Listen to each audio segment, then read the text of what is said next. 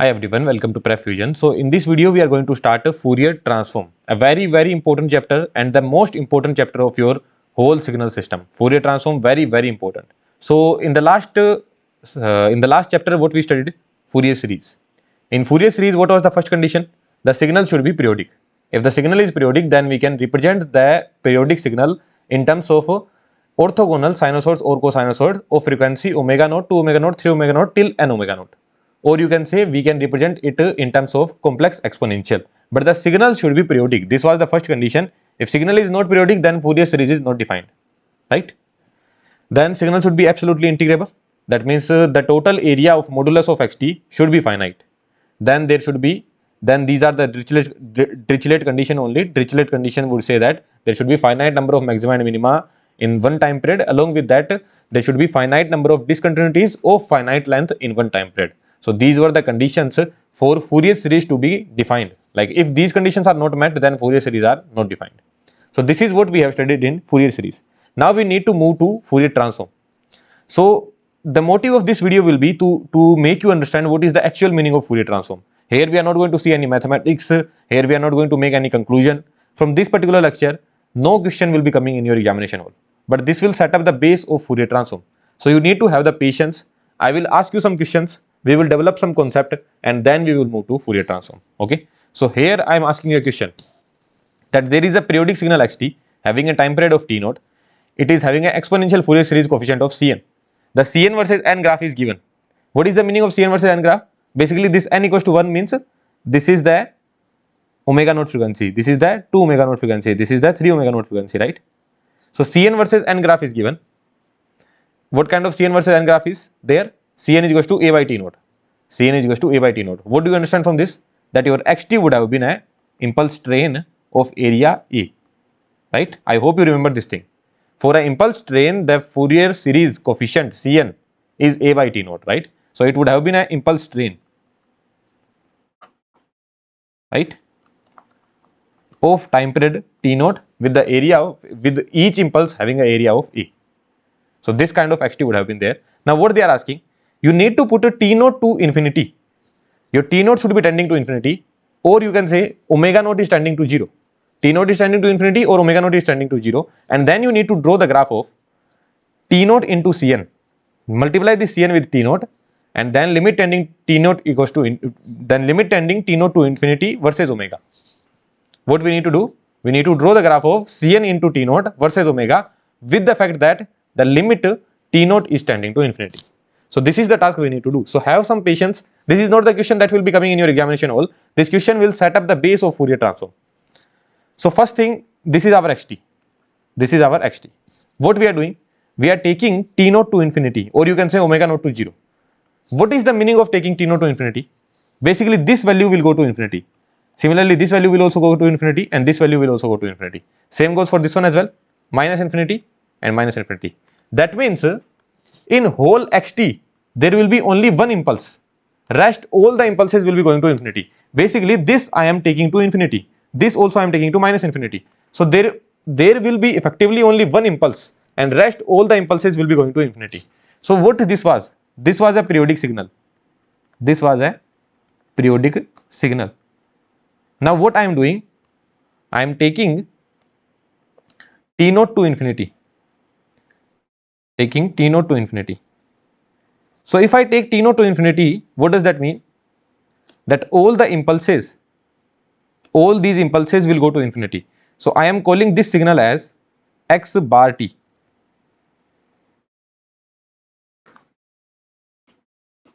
So here there will be only one impulse left. Rest all the impulses has gone to infinity. And that impulse is there at t equals to 0. So this was a periodic signal, but when I put t naught equals to infinity, or you can say omega naught to 0. So when I put t naught equals to infinity, then all the impulses are going to infinity. Then only one impulse is left. Only one impulse is left. So this signal became aperiodic.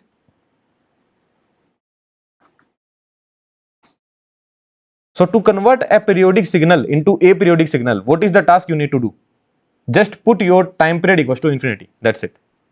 Put this time period equals to infinity. So whatever the waveform that is being repeated, put that waveform to infinity and your job is done. The periodic signal became aperiodic signal. Why we are studying Fourier transform? Because what was the scene in Fourier series? That it was defined only for periodic signal. So Fourier series was talking about frequency content of periodic signal. Basically, this was talking about frequency content of this Fourier series. This exponential Fourier series coefficient was talking about the frequency content of a periodic signal. Basically, at omega naught frequency, you are having amplitude of a by t naught. At 2 omega naught frequency, you are having amplitude of a by t naught. This is what it was telling. So it always commented on periodic signal. But now we need to comment on aperiodic signal as well. And for that, we defined our Fourier transform. Right? So first task we did to make a periodic signal into aperiodic signal, we put t naught tending to infinity, and this is how we have got our aperiodic signal. What is the next task? We need to multiply Cn with t naught. So basically this amplitude will become a, it is a by t naught. So if I multiply Cn with t naught, so t naught will be multiplied here. So Cn into t naught will be a only, right? So next task we need to do is that I will copy this particular graph. What I need to do, I need to multiply Cn with t naught. I need to multiply Cn with t naught. So this area, which sorry, not area, this amplitude which was a by t naught, it will become a only. It will become a. Okay. Now these frequencies are omega naught. Although we are making Cn versus n, although we are making Cn versus n, right? But actually they are the frequency content omega naught, no, right? At omega naught frequency, you are having C1 value. C1 e to the power j omega naught t. So at omega naught frequency, you are having the Cn value. C2 e to the power j 2 omega naught t. So at 2 omega naught frequency, you are having the C2 value. So although we draw Cn versus n, but actually it is Cn versus n omega naught, right? This is omega naught, this is 2 omega naught, this is 3 omega naught. Now what we have been doing is that we are putting omega naught to 0. A very important point, listen to me very carefully. What we are doing, omega naught is 0, omega naught is tending to 0. What does that mean? That this particular thing will come very near to 0. This also will come very near to 0. Basically, all these impulses are there. These are actually not impulses, I would say impulse sequence. So all these impulse sequence are there. These are delta n minus 1, delta n minus 2. So all these impulse sequences are there. Now if I am putting omega naught tending to 0, what does that mean? That all these impulses, all these impulse sequence will come together. They will come very near. And how much these are? They are in the number, they are infinity. 4 omega naught, 1 lakh omega naught, 10 lakh omega naught, 1 crore omega naught. So they are infinity in number. So omega naught is tending to 0. That means all these impulse sequence will come together and they are infinity in number. So what do you think what you will get? What do you think what you will get? Basically this kind of scenario you will get, no? Just try visualizing it, that all these impulse sequences are coming together. All these impulse sequences are coming together. So what kind of scenario you will be getting? That all these are coming together like this. Like they are infinity in number. Like this, they will come together like very near. In this manner, they are infinity in number. So this kind of scenario we will get, right? So when you defined Fourier series, so it was defined for discrete frequency. Basically, it was commenting only on omega naught. Then next it was commenting on 2 omega naught. Next it was commenting on 3 omega naught. Let's just say omega naught value is 1. So first it was commenting on 1 radian. Then it was commenting on 2 radian. Then it was commenting on 3 radian. But just as I have put omega naught to 0, then what is happening? All these are coming together. Basically, it is commenting on omega equals to 0 as well. It is commenting on omega equals to 0.00001 as well. It is commenting on omega equals to 0.00002 as well. It is commenting on every continuous value of omega. So if I am putting omega naught to 0, then my discrete frequency has become a continuous frequency. Are you able to understand this point or not? Basically, what I can write down is that limit omega naught tending to 0 and omega naught will be equals to omega. Did you understand this point? How did I write it down? So all the discrete frequencies, if I put omega naught to 0, then all the discrete frequencies will come together all these discrete frequencies will come together and it will make a continuous frequency. So what we are doing, limit, what I need to make, what graph I need to make, limit t naught tending to infinity, Cn into t naught. Just a second. Let's remove all these things. Let's make it better.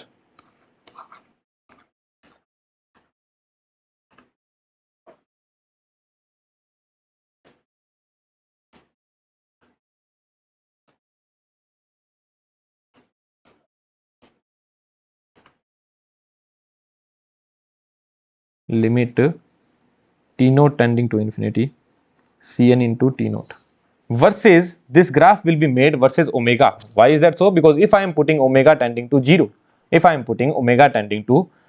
then all these impulse sequences are coming together. If all these are coming together, then your discrete frequency has changed to continuous frequency. Discrete frequency has changed to continuous frequency, because here you were commenting only on omega naught, 2 omega naught, 3 omega naught, 4 omega naught, but now you can comment on 0, 0.00001 omega naught, 0.00002 omega naught, 0.0000003 omega naught. Everywhere you can comment. Are you able to understand this point? And now this graph will become something like this. Why is that so? Because everywhere the amplitude is a no. Are you able to understand this point? Like this point will come here.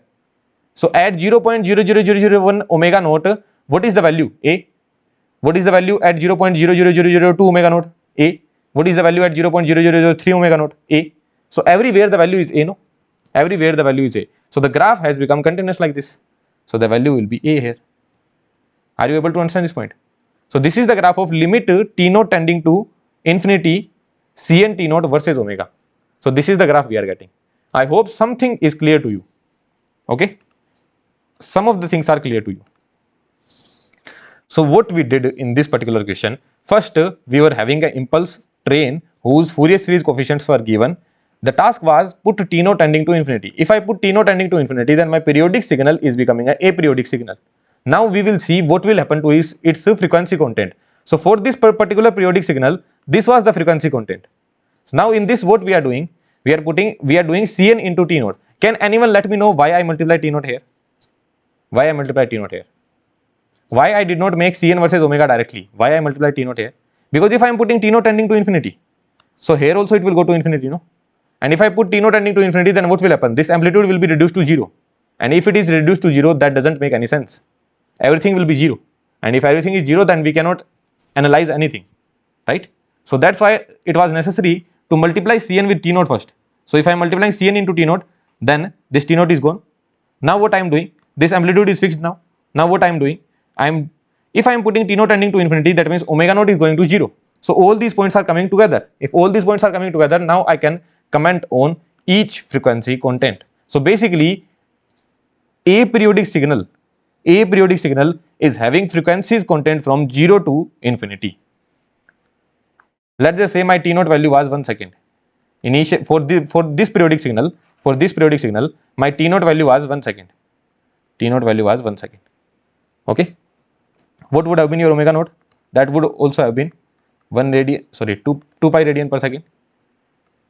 2 pi radian per second, right? So if you look at this particular Fourier series, what does that mean? That your periodic signal xt, this impulse train, is having omega naught frequency content, 2 omega naught frequency content, 3 omega naught frequency content till infinity. That means it is having a frequency content of 2 pi, 4 pi, 6 pi. So these frequencies are present in this periodic impulse train. In this periodic impulse train, if t naught is equals to 1, then these frequency content are present. But in this aperiodic impulse, there are 0 to infinity frequency content are present. Basically, it is having 0 radian as well, it is having 0.001 radian as well, it is having 0.00002 radian as well, it is having all the frequency content going from 0 to infinity. It is having 1 into 10 to the power 6 radian per second frequency content as well. So a periodic signal will have only discrete frequencies, omega naught, 2 omega naught, 3 omega naught. but a aperiodic signal will have all the frequencies going from 0 to infinity. So all these conclusions are there. We will surely see all these conclusions, but are you able to understand the point? What limit t naught tending to infinity Cn into t naught is representing? This is representing frequency content only, and this is known as Fourier transform. What did you understand? This is known as Fourier transform, x of omega, limit t naught tending to infinity Cn into t naught. This is known as Fourier transform, or it is known as frequency spectrum of xt. Frequency spectrum of xt. Frequency spectrum of xt, or what do we call it? Fourier transform of xt. Right? We will see more example, we will understand it more. So till this point, what is the conclusion? The conclusion is that the Fourier transform represents the frequency content of a particular signal xt. Now what we have done, we have find the frequency content, we have found out the frequency content for a aperiodic signal. For periodic signal, we already knew the frequency content, but for aperiodic signal, what all frequencies are there? How would we get to know that? So for that, the idea came that let's put t naught tending to infinity and let's see what will be the graph of your Fourier series coefficient. So Cn into t naught, this was the graph already was given. Then we multiply Cn into t naught, and then we saw this kind of continuous graph. Okay. So what was the first task? First task was putting t naught tending to infinity. So if I want to convert a periodic signal into aperiodic signal, if you want to convert a periodic signal into aperiodic signal, then you need to put your time period tending to infinity. So if this point goes to infinity, this point goes to infinity, so all these points are going far. That means these boxes will go to infinity. These boxes will go to infinity, right? So from 0 to infinity, only this box will remain. From 0 to infinity, only one box will remain, and that is this.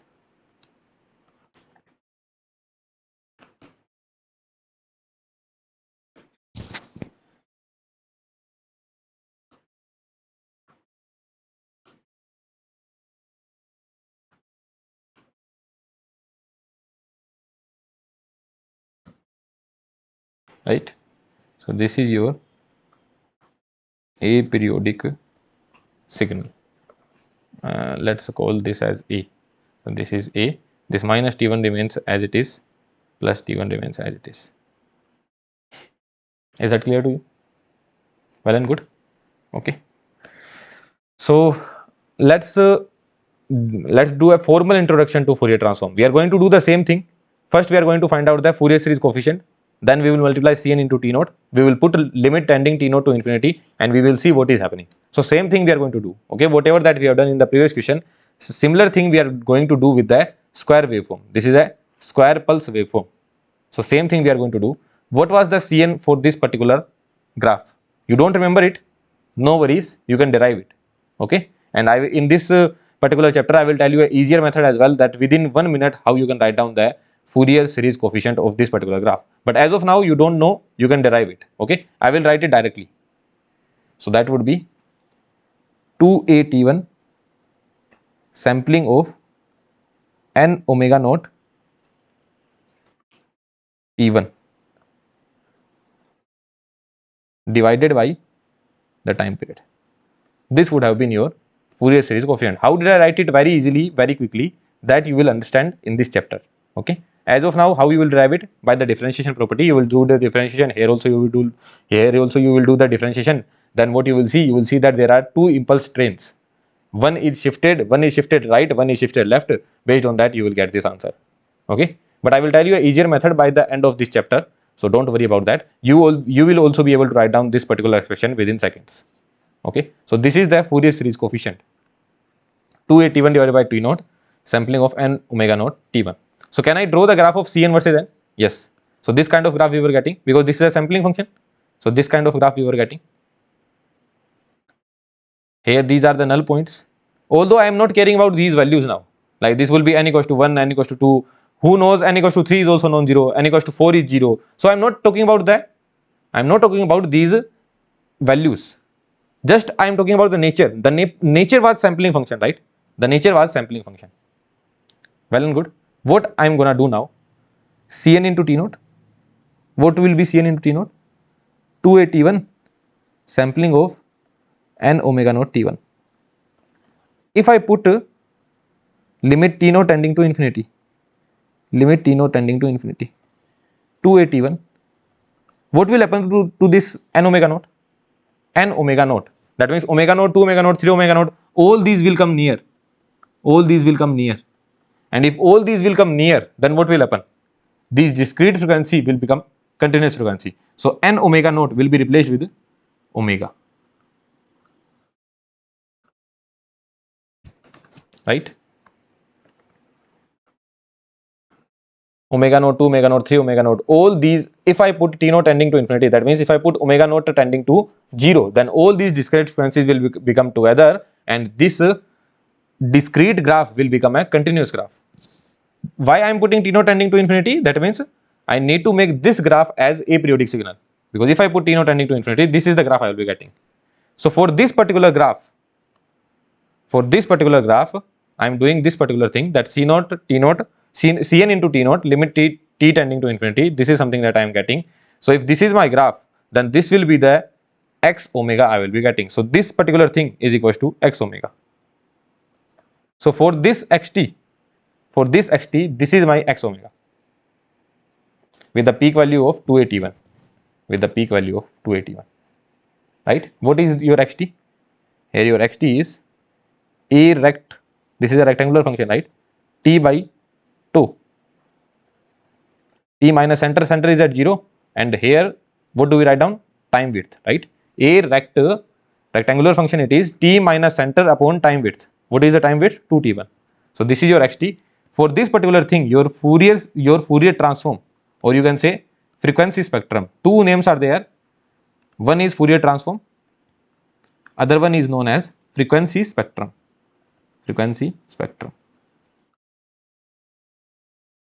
What is your x of omega here? That is 281 sampling of omega T1, right? Sampling of omega T1. So for this particular thing, this is what we are getting. You don't need to mug it up. Nothing you need to remember from this particular chapter. Sorry, from this particular lecture, you don't need to remember anything. In this lecture, we are just understanding the meaning of Fourier transform. So now what this is representing? This is saying that to make this particular signal, you need frequency content from 0 to infinity. Basically, in this particular signal, there are all the frequency content: 0, 1, 2, 1.111, 1.11, 1.112, 1.113, 1.00001. So to make this particular signal, all these frequency content are present. Okay? Something is clear to you, right? Something, only a few things. Everything will become clear to you completely. Just hold on to some minutes. Okay? So what we are saying, in this particular signal, in this time domain signal xt, all the frequency content are present from 0 to infinity. In this particular signal, in this periodic signal, can I say all the frequency content are present? No. I will say only omega naught, 2 omega naught, 3 omega naught, 4 omega naught, all these are present. It might happen that 3 omega naught is 0. So what I will say? Omega naught, 2 omega naught, 4 omega naught, 5 omega naught, 6 omega naught is again 0. Then I will say 7 omega naught, 8 omega naught, these frequency content are present. Right? Or it might happen that those things we have seen, like half wave symmetry is there. So what I will say? Omega naught, 3 omega naught, 5 omega naught, 7 omega naught, only these frequency content are present. Even content will not be there. So all these things we have already seen. So for periodic signal we have seen. In a periodic signal, what I am getting to know is that every frequency content is present. Here there is no concept of omega naught, right? There is no time period. There is no concept of omega naught. So forget about omega naught. Here you will say that from 0 to infinity, omega going from 0 to infinity, omega, any value of omega will be present. 1 radian is present in this one, yes. 2 radian is present, yes. 100 radian is present, yes. 1000 radian is present, yes. From 0 to infinity, everything is present. Well and good. Let's understand the meaning of more. Let's understand the meaning of Fourier transform more. Okay. So I will make the Fourier transform of some random signals. As of now, you don't know that what will be the Fourier transform of this sinusoid function. What is this? Xt is equals to A sine omega naught t. A sine omega naught t. So you don't know what is the Fourier transform of xt. But can you let me know which frequency is present in this sinusoid? In this sinusoid, which frequency is present? Only omega naught, right? Only omega naught is present. Can I say in this sinusoid 2 omega naught is present? No. Only omega naught frequency is present, right? So in this sinusoid, only omega naught frequency is present. So if I draw the graph of x of omega versus omega, that means only omega naught frequency is there. Only omega naught. No other frequency is there. Only omega naught frequency is there. This amplitude is impulsive. Why it will become impulsive? Everything we will talk about. But as of now, you don't need to care about amplitude. Only thing you need to care about is that this is having only omega naught frequency content. So only at omega naught I will have some amplitude. For rest of the time, everything will be 0. 2 omega naught, 3 omega naught. Let's just say omega naught value is 1 radian per second. So 1.1111 radian per second is also not there. 0.9999 radian per second is also not there. Only 1 radian per second is there in this particular sinusoid. And similarly, the same negative frequency will also be there. Now, what is the meaning of this negative frequency? That also you will understand. But slowly all these things will be clear. Okay, you need to have some patience. So it will have this kind of a area, negative area would be there. So all these things we will derive, but as of now, you just need to understand the meaning of Fourier transform. That this particular signal is having only omega naught frequency. Now let me know what this signal is having. What is the frequency of a DC? What is the frequency of a DC? 0, right? What is the frequency of a DC? 0. So this is having only 0 frequency content. So if I draw the graph of this I am calling as yt. So if I draw its frequency spectrum, what does that mean? That it is having a frequency content of omega equals to 0 only. That means there will be impulse, but only at omega equals to 0. It will have some magnitude, but only at omega equals to 0. It will not have magnitude anywhere else. Voltage went down. Just 1 second, guys.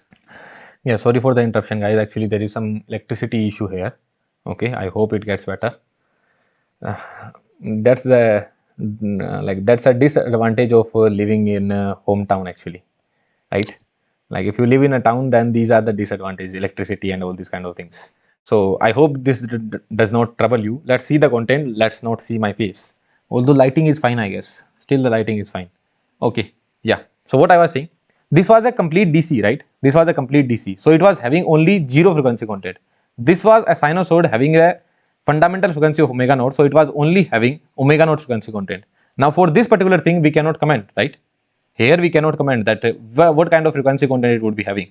Because the DC we can see, here omega naught we can see, but about this one we cannot comment. So this we have already derived that it is having a frequency content from 0 to infinity, everything. Well and good. Okay, right? So this is somewhat now it is clear that what Fourier transform is representing. We will see it more, we will see more. Okay, so we will come back to this Gibbs phenomena, but let's see something more. Let's see something more here. Okay, yeah.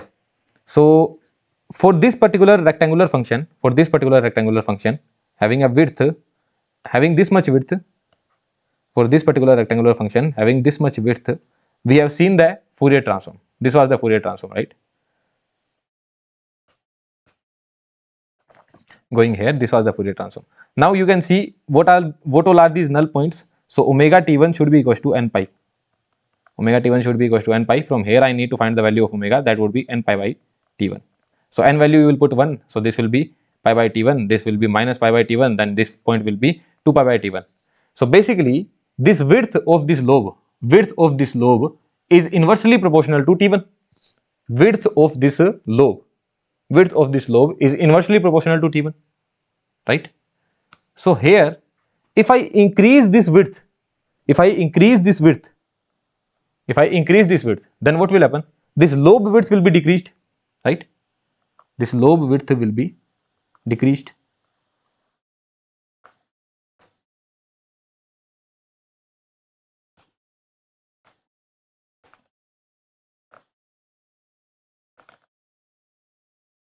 And if I decrease this width, then what will happen? This lobe width will be increased, because this lobe width is inversely proportional to this particular width. So if your rectangular function in time domain is having more width, then this lobe width will be lesser. And if it is having lesser width, then this lobe width will be more. So this lobe width will be more now.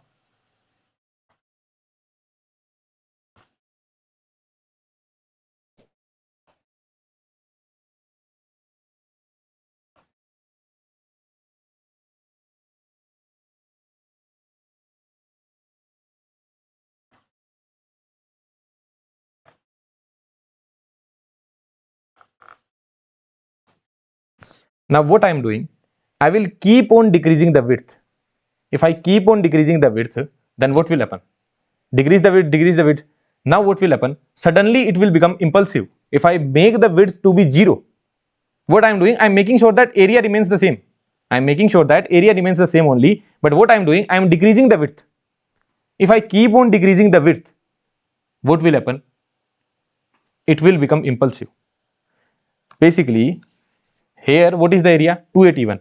So this amplitude is depending on the area only. Here what is the area? 281. So what I am doing, I am making sure that this remains the same.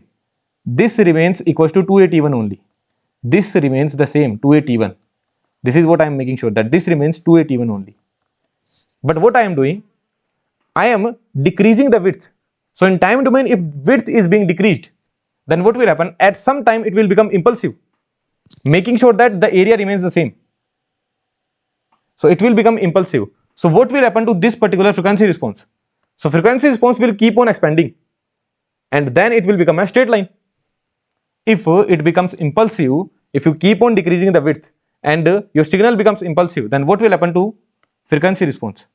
Frequency response will simply become a straight line. I should not say frequency response, I should say frequency spectrum. So what will happen to the frequency spectrum? It will become a straight line. Are you able to understand this point? Basically, this lobe is being expanded. So it will be completely expanded. And what about this one? What about this one? If you keep on increasing the width, in time domain, then in frequency domain, this lobe width is getting decreased. So if you increase the width completely, then what will happen to this particular thing? It will become DC. If you increase the width completely, then it will become DC. And what will happen in the frequency domain? The width will keep on decreasing, and at some point it will become impulsive.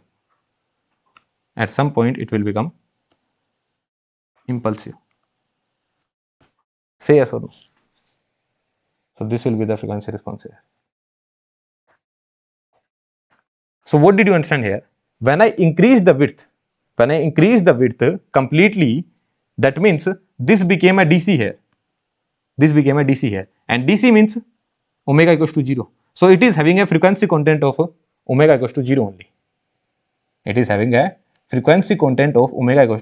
When I kept on increasing the width.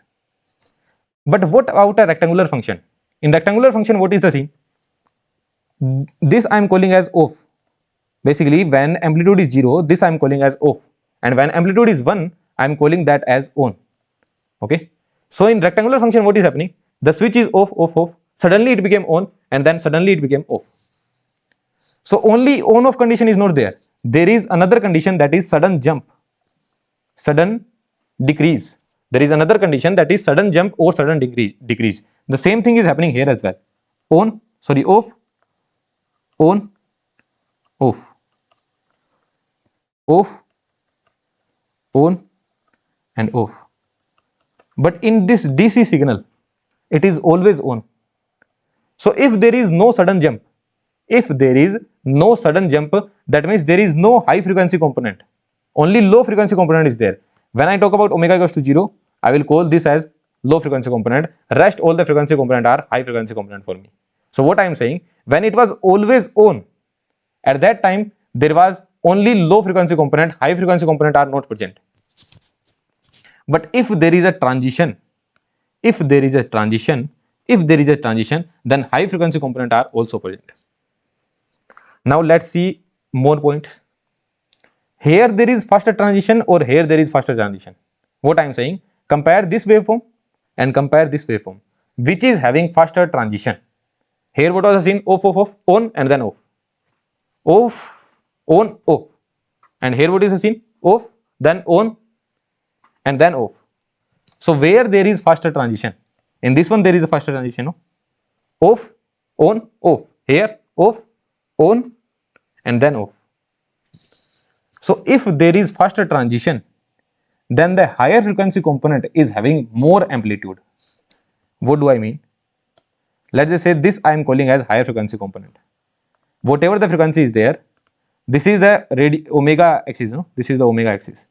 Let's just say this value is 2. This value is 2 radian per second. This value is 2 radian per second. So here at 2 radian per second, this much amplitude is there. Here at 2 radian per second, this much amplitude is there. And here at 2 radian per second, this much amplitude is there. So in which graph you are having the maximum amplitude? In this graph. So if there is faster transition, if there is a faster transition, then higher frequency component is dominating in the faster transition than the lower transition. Basically, here in the lower transition, or I should say in the slower transition, here the transition is slow, right? Here the transition is slow. So in slow transition, the higher frequency component is having very lesser amplitude. That means there is very less importance of a higher frequency component. There is very less importance of a higher frequency component if I talk about slower transition. But if I talk about the faster transition, then there is some importance of a higher frequency component as well. What do you understand by this? That means for this transition, who are responsible? Higher frequency component. For this DC, who are responsible? Lower frequency component. How can you say it? For this DC part, if it was completely DC, then it was only having omega equals to 0 component. But if there is a faster transition, then the importance of a higher frequency component increases. And you can see here as well, in this particular graph, what is happening? Off, then for 0 second it became on, and then again off. So here there is fastest transition, right? Off, on and off, off, on, off. In this particular graph, there is fastest transition. So here the lower frequency component and the higher frequency component both are having the same importance. So in this particular graph, in the impulse, there is equal importance of lower frequency component and higher frequency component. But in DC, there is only lower frequency component. In this kind of graph where there is off, on, off. So yes, there is lower frequency component as well, there is higher frequency component as well. But if there is faster transition, then the importance of higher frequency component also increases. Because why is that so? Because if I keep on decreasing the width, that means there is faster transition, and that means if I keep on decreasing the width in the time domain, then in frequency domain the width will keep on increasing. That means the importance of higher frequency component will also come into action. Look, in this graph, the amplitude will keep on decreasing, right? So slowly it will be becoming nearly 0 only. So at higher frequency component, the amplitude will become 0 only. So very less importance is there for higher frequency component. This is what the amplitude is showing. Are you able to understand this point?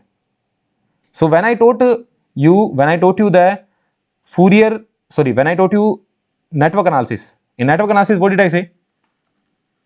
I took this step function, and then here I said that omega equals to infinity, and here I said that omega equals to 0. A lot of people countered it, saying that a step signal has all the frequency content from 0 to infinity. This we are talking about rect. When we see about step as well, so step will also have all the frequency content from 0 to infinity. It will also have all the frequency content, and that I agree. The step signal will have all the frequency content from 0 to infinity. That I agree. So people encountered this particular scenario, saying that, sir, how you are saying that here there is omega equals to infinity and here there is omega equals to 0? How you are saying that? I know that it is having all the frequency component, but for the DC, who is more dominating? Omega equals to 0. And for sudden jump, who is more dominating? Omega equals to infinity. And I proved it saying another example as well. Which example I gave? So let me show you that example here. Here I will show you. If I ask you to draw a sinusoid of omega naught frequency, so this is how you can draw. It will keep on repeating. So this is a sinusoid of omega naught frequency. The time period is t naught, omega naught frequency. Now if I increase the frequency, if I ask you to draw a sinusoid of 2 omega naught frequency, then how will you draw it?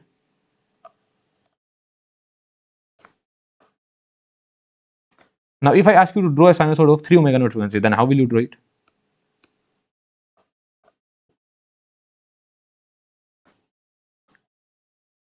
right? What you are observing, this was for omega naught, this was for 2 omega naught, and this was for 3 omega naught. Just as I am increasing the frequency, what is happening? The jump is increasing, right? In omega naught, it was very smooth. In 2 omega naught, it became like this. In 3 omega naught, it became more like this. So if I increase the frequency, the jump is increasing, right? If I say the frequency is infinity, basically 3 omega naught, 2 omega naught, 3 omega naught, now I am asking you infinity omega naught. So what will be the jump? Direct jump would be there, right? A sudden jump would be there. So for a sudden jump, who is responsible? High frequency. If there is a sudden jump in your circuit, you take any electrical circuit, and you apply the input as step. Basically, you change the input very instantaneously. There was no input, suddenly you applied 5 volt. What will happen? The circuit will feel that there is a high frequency input has been applied, and it will respond according to high frequency input. And in high frequency, there is very high chance that your noise will be amplified. So all these things are, once you get into industry, you will understand all these things. So you will never ever apply a step signal. You will always give the signal with a constant slope. Basically, I will never apply from 0, then suddenly 5. No, never. You will apply 0. If you need to take it to 5, then slowly you will take it to 5. So here there will not be infinite frequency because there is no sudden jump. So if there is infinite frequency means high frequency. If I am saying infinite frequency, that means high frequency. So here the frequency will be lower. But if I do it suddenly, that means the circuit will respond with respect to a high frequency. And in high frequency, there is very high chance that your noise will be amplified. And in any circuit, if your noise is amplified, then the circuit will not work properly. So all these are like different level things. I don't want to discuss all these things here. But I am just proving my point here because like I have received 100 times the same question. The step signal is there. How you are saying that it is having omega naught frequency only, 0 frequency only? I am not saying it is having only 2 frequencies, infinity and 0. No, it is having all the frequencies. But at steady state, 0 frequency will be dominating, and at sudden jump, high frequency will be dominating. And this point I have proved here.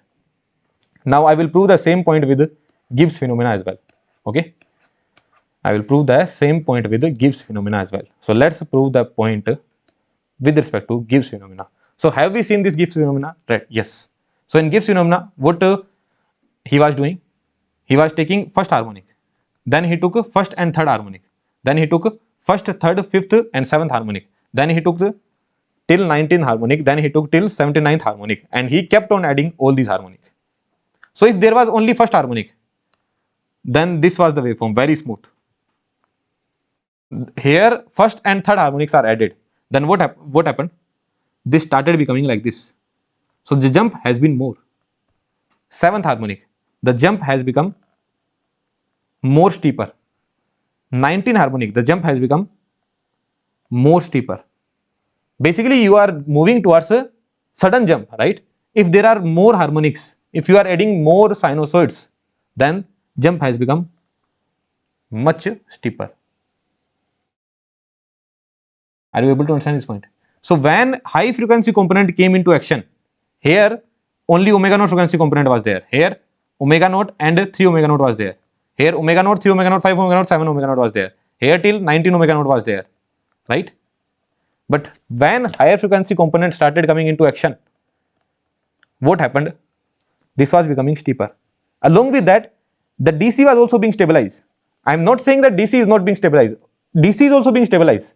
In higher frequency, the role of DC as well.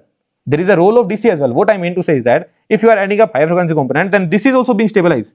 I am not denying this fact. But who is more responsible for this sudden jump?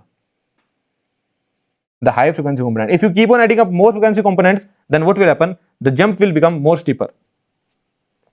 And if you add up infinite frequency components, then the jump will become like this.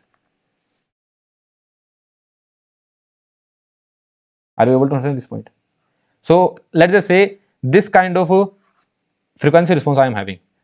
Now, not frequency response, this kind of frequency spectrum I am having. Now, if I pass this frequency spectrum from a low pass filter, okay, I am passing this frequency spectrum from a low pass filter, which will pass only this much frequencies. It will not pass higher frequency. What is the job of low pass filter? Low pass filter. So it will pass only lower frequency. So at the output of the low pass filter, I am receiving only this much. Rest all these parts are gone. Rest all these parts are gone. That means higher frequency components are gone. And then I find its inverse Fourier transform. What is the meaning of inverse Fourier transform? That means frequency spectrum is given. You need to find this frequency spectrum came from which time domain graph. Basically, if this frequency spectrum is given and I ask you from where it came, then you will say that, sir, from here it came. Now what I am doing, I was having this frequency spectrum, okay, then I passed it to low pass filter. So only this much frequency component was left. Only this much frequency component was left. All these are gone. High frequency components are gone. So only low frequency components are present. At the output, only low frequency components are present. So at the output, this kind of signal I will be receiving. Only low frequency components. And now if I ask you that it came from where, this is your x of omega, then what will be your x of t? Then what do you think, what kind of graph you will be getting? Somewhat this kind of graph. Why is that so? Because I have killed the higher frequency component. Here I am having omega naught, 2 omega naught, omega naught, 3 omega naught, 5 omega naught, 7 omega naught. Although this graph was there for periodic signal. So that's why omega naught, 3 omega naught, 5 omega naught, 7 omega naught I am saying. And when I make it a continuous frequency, that means from 0 to 7 omega naught, whatever the frequencies are there, all these frequencies are present. Basically, this point I am calling as 7 omega naught. This point I am calling as minus 7 omega naught. So if I go back to the time domain, from here if I go back to the time domain, that this kind of graph I will be getting. So if higher frequency components are not there, then your jump will not be steeper. And if more higher frequency components are there, that means the jump will be more steeper. Is that clear to you or not? So on top level, is the meaning of Fourier transform clear to you or not? What the Fourier transform represent? These kind of questions, this kind of discussion is done in interview. But I always make the first lecture this kind of like discussion only, because in the first lecture you always understand what you are going to study. The problem solving technique, everything we will understand. Okay, like finding Fourier transform of all these signals, all these amplitude, making frequency spectrum, making those magnitude spectrum, then phase spectrum, all these things we will make. Okay, we will discuss all these things for 20 hours, I guess. But this is the concept. Here you are understanding the meaning. So a rect function is there. The Fourier transform was sampling function. If I kept on decreasing the width of rect function, then the Fourier transform, or you can say the let's not take the name of Fourier transform. I will say the frequency spectrum kept on expanding. That means if there is a sudden jump, if the transition is very fast, if there is fast transition, that means the role of higher frequency has been increasing. If I make the transition very fast, then role of zero frequency and higher frequency both are same. But if there is no transition, always it is a steady state. Always it is a steady state. There is no transition. That means there is only a role of zero frequency. This we have proved with these points. I hope all these are clear to you. I hope this discussion is clear to you. And if you forget this kind of discussion, then again you can come back and watch these videos. But it will not be useful in the examination hall, but it will give you a lot of confidence. A lot of confidence than those guys who only focus on problem solving. So these kind of things were there only for your confidence. So let's revise whatever that we have studied, and then we will move to formula. First we started with this. What was the issue? Issue was with periodic signal. How we removed it? T naught tending to infinity. Then your impulse train, which was periodic, became a simple impulse which is aperiodic. What happened to the frequency spectrum? So here first I multiplied frequency spectrum with T naught. So then I got to know that my frequency spectrum has become continuous now. So at all the frequencies, at all the frequency component, I can comment something now. Previously I was commenting on omega naught, 2 omega naught, 3 omega naught, omega goes to 0, but now I can comment from 0 to infinity everything. So this is having all the frequency components, right? Then the same thing I saw with a square wave. Why I took square wave? Because I needed to do all this discussion. That's why I took the square wave. Okay. With the help of impulse, I was not able to do all these kind of decisions. So that's why I took the square wave. In all the textbook, you will find square wave only. But we started with the impulse train so that some concept we build up, and then we move to square wave. So now we move to square wave. Same thing we did. T naught tending to infinity. It became aperiodic. What happened to the frequency spectrum? This is not frequency spectrum. This is the Fourier series coefficient plotted with respect to n. So now what happened to the frequency spectrum, that it is a sampling function only, but a continuous sampling function. Okay, so a continuous sampling function is there. So here also there is a roll from omega goes to 0 to infinity. So all the rolls are there, but then we go to know that if and then we understood the meaning of Fourier transform. Basically this particular sinusoid function is having a Fourier transform of omega naught only. Basically at omega naught only there is some impulse present. What does that mean? That in the Fourier transform of sinusoid only omega naught frequency is present. That means in this particular signal only omega naught frequency is there. In DC only 0 frequency is there, and in the rectangular pulse, there are frequencies present from 0 to infinity. But if I keep on increasing and decreasing the width of your rectangular pulse, then something is happening. So if I decrease the width in the time domain, then rectangular pulse is being expanded, right? So if it is being expanded, that means the role of higher frequency is increasing. And if I keep on increasing the width of your rectangular pulse in time domain, then the frequency spectrum keeps on decreasing. That means the role of higher frequency is becoming lesser. That means who is responsible for the jump? The responsible for the jump is higher frequencies, and that we saw with the help of sinusoid as well, like omega naught frequency, 2 omega naught frequency, 3 omega naught frequency, 4 omega naught frequency, infinite frequency. Well and good. Okay.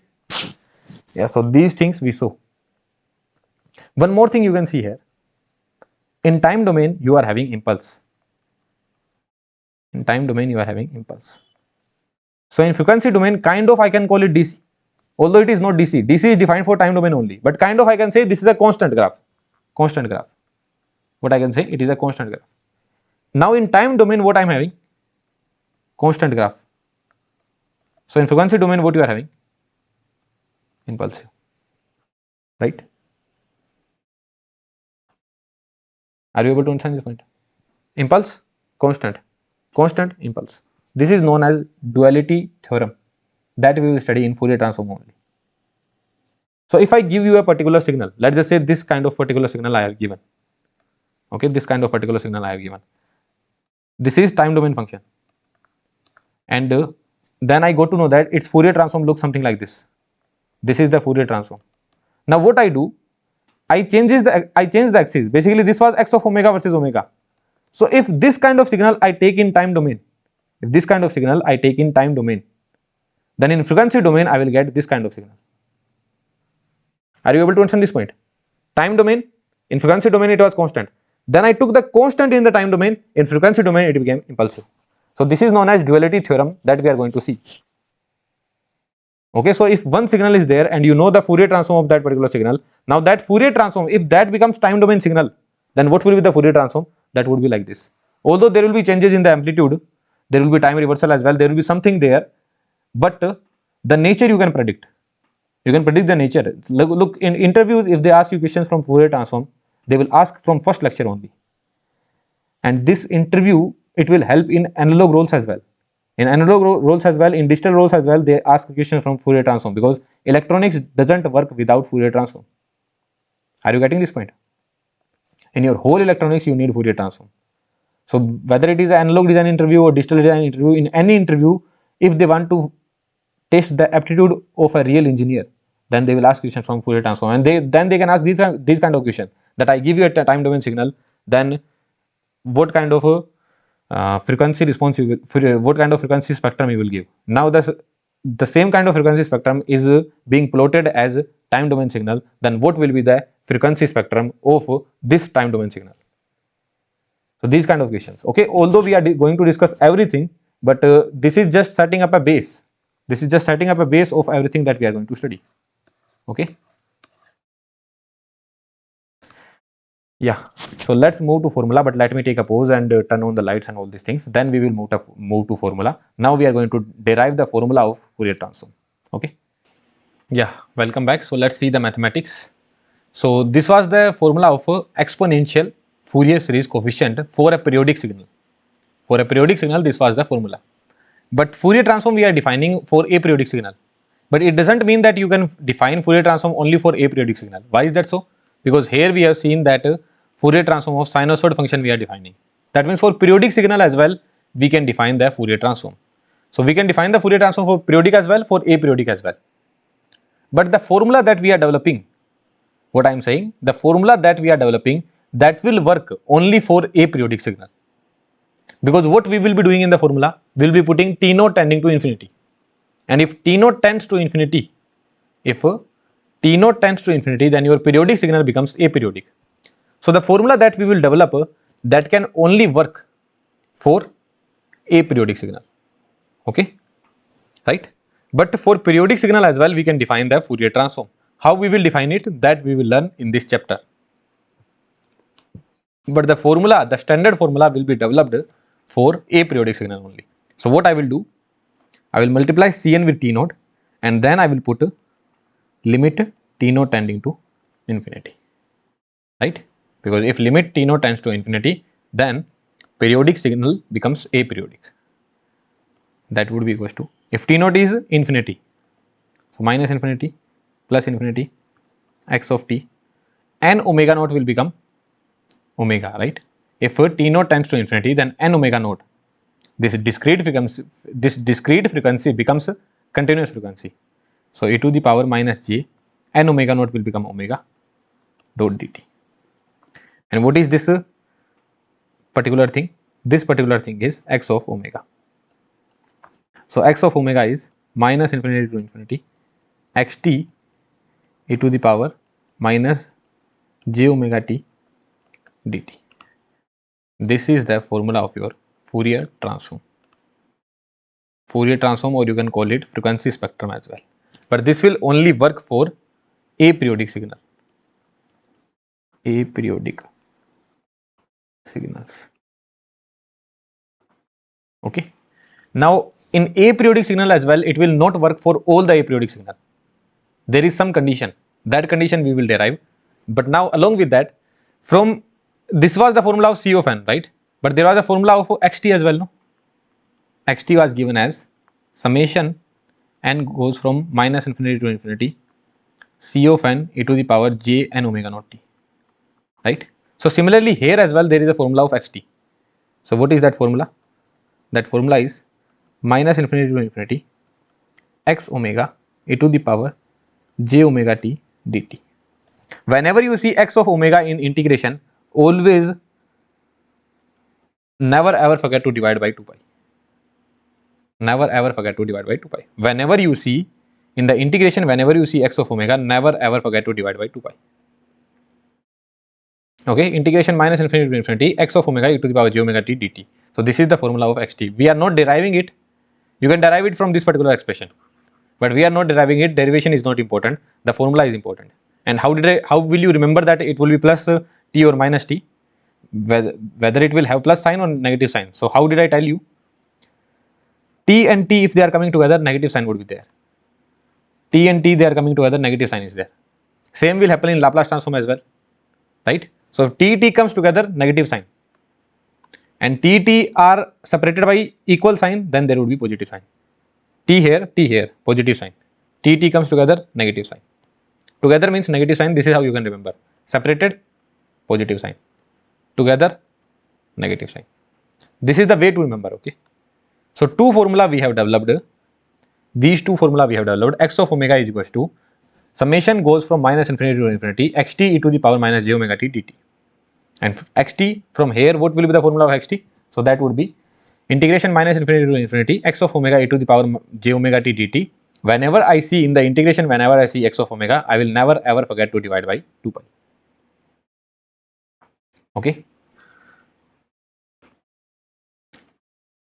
Another formula I can write down here,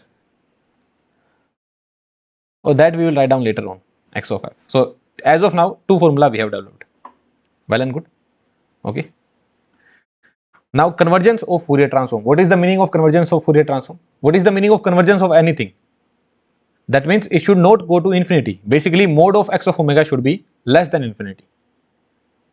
Mode of x of omega should be less than infinity. This is the meaning of convergence, right? Convergence of Fourier series. In the convergence of Fourier series, what was the condition we got to know? That minus infinity to infinity x of t dot dt should be less than infinity. So similar kind of condition we will get here as well. So x of omega, mode of x of omega, that means mode of this particular thing, mode of x of omega, what that would be equals to mod of minus infinity to infinity x of t e to the power minus j omega t dt. And now I have told you one thing. What is that? Whenever the mode goes inside, there will be a sign of less than equals to. Do you remember this particular thing?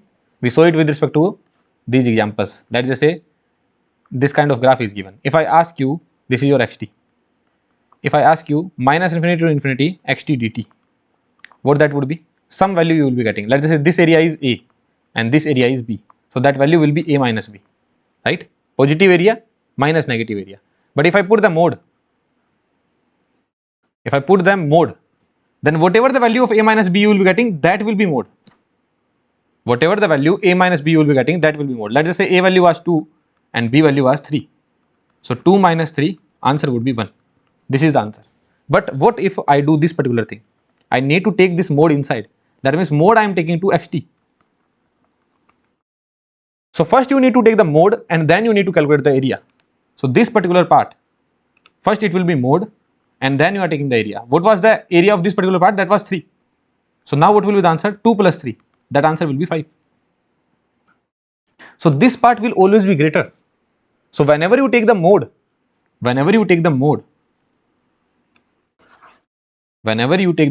so this part will always be lesser. If you want to take the mode inside,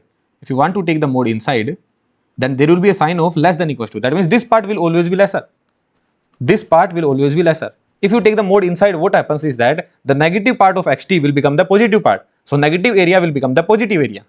And if negative area is becoming the positive area, that means area will be increased. Now what if this was your xt only? What I am saying, this was your xt only. If this was your xt, then what was the value of this? 2 plus 3. And what would have been the value of this? That would also be 2 plus 3 only. Basically, if there is no negative part in xt, if xt is always positive, then both of the things will be equal. Like taking the mode inside, basically this thing and this thing will be equal if your mode of xt is equals to xt. Are you getting this point? Okay, that's why less than equals to sign is there. This we have seen in basics of signal.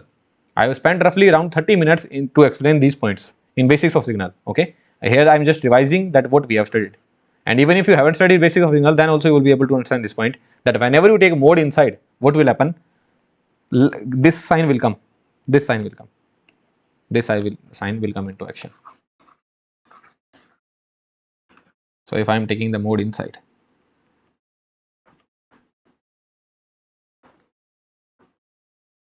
what will be the mode of this particular thing? Some value, any function, something, anything, or let's just call this as a e to the power minus j omega t. Can I break down the mode in this manner? E to the power minus j omega t. Basically, this mode can be broken as mode of xt multiplied with mode of e to the power minus j omega t. What is the mode of this particular thing? 1, right? Mode of exponential, complex exponential, mode of complex exponential is 1. A e to the power minus j omega t. What will be the mode? That would be equals to mode of a. Here a value is 1. So mode of this particular thing is 1. And here how did I break it? Mode of a into b is equals to mode of a into mode of b, right?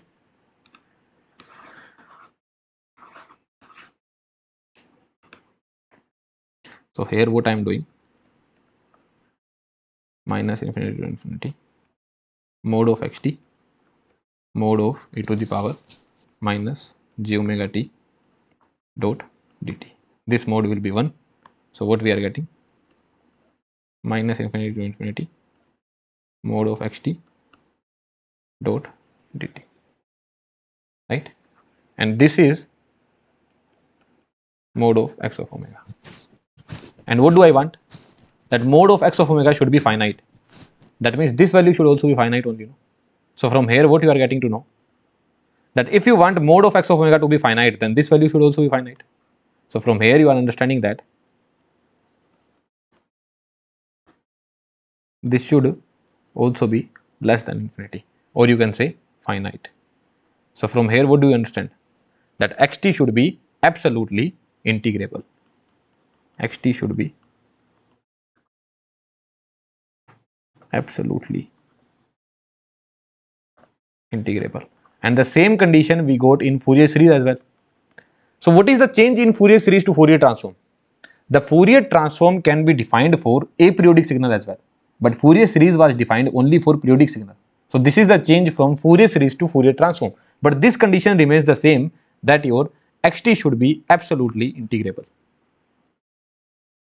This condition is not changing, right? So to apply this particular formula, what formula that we have developed here, these two formula you need to remember, x of omega and x of t. X of omega and x of t. So x of omega is minus infinity to infinity integration xt e to the power minus j omega t, and x of t, this formula is there.